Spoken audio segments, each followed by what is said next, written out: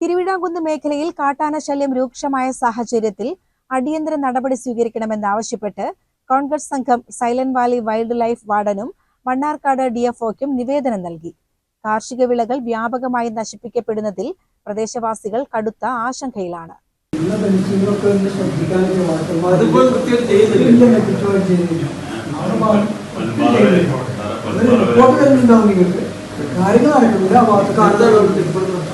ഇപ്പോഴത്തെ പ്രശ്നം ഈ ആന തുടർച്ചയായി ഇറങ്ങിക്കൊണ്ടേ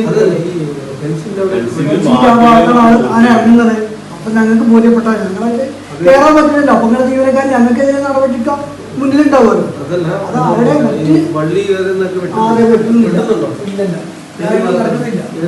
അമ്പലപ്പാറ ഭാഗത്ത് നെല്ലിശ്ശേരി ആ ഭാഗങ്ങളിലാണ്.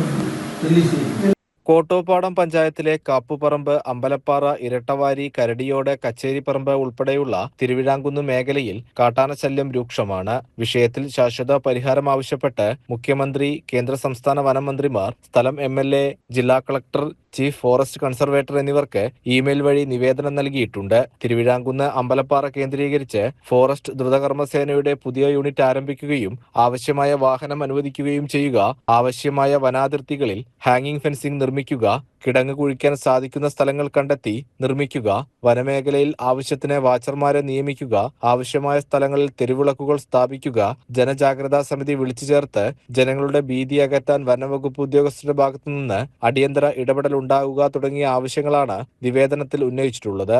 ഈ ഹാങ്ങിങ് ഫെൻസിങ് വരികയാണെങ്കിൽ അവർ 2-3 ലൈനായിട്ട് വരികയാണെങ്കിൽ അതെന്തായാലും ആനകൾക്ക് കാര്യമായിട്ട് തകർക്കാൻ കഴിയില്ല എന്നുള്ളതാണ് മലയോര മേഖലയിലൊക്കെ കഴിഞ്ഞ കാലങ്ങളായിട്ടുള്ള ജീവിച്ചു വരുന്ന ആളുകൾക്കൊക്കെ ഞങ്ങളുടേതായ പൂർവികരൊക്കെ പറയുന്ന ഒരു നിർദ്ദേശം.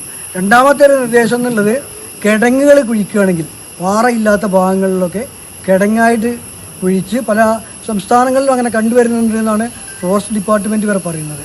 ആ രീതിയിലൊക്കെ ആണെങ്കിൽ കുറേ ജനവാസ മേഖലയിലെ ആളുകൾക്ക് സമാധാനത്തോടു കൂടി ജീവിക്കാനും കാർഷിക വിളകൾ സംരക്ഷിക്കപ്പെടാനും കഴിയുമെന്നാണ് തോന്നുന്നത്. ഇത് കൂടാതെ മറ്റൊരു നിർദ്ദേശം കൂടി ഞങ്ങൾ വെച്ചിട്ടുണ്ട്. ഈ വളർത്തുമൃഗങ്ങളൊക്കെ വളർത്തി ജീവിക്കുന്ന കർഷകരും ഞങ്ങളൊക്കെ മേഖലയിൽ കാര്യമായിട്ടുണ്ട്.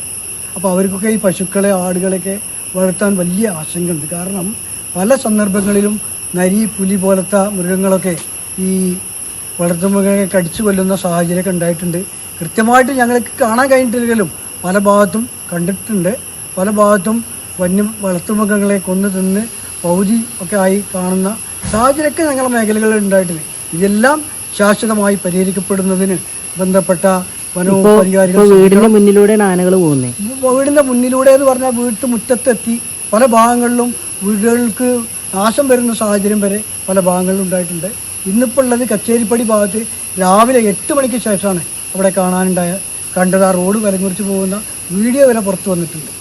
ജനങ്ങൾക്ക് കാണുന്ന സാഹചര്യം വരുമ്പോൾ പ്രായമായ ആളുകളും കുട്ടികളൊക്കെ വല്ലാത്ത ഒരു അവസ്ഥയിലാണ് കഴിഞ്ഞു പോകുന്നത്.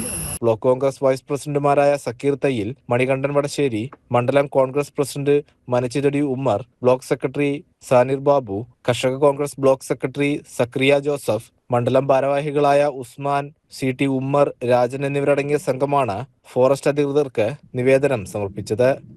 CCN മണ്ണാർക്കാട്.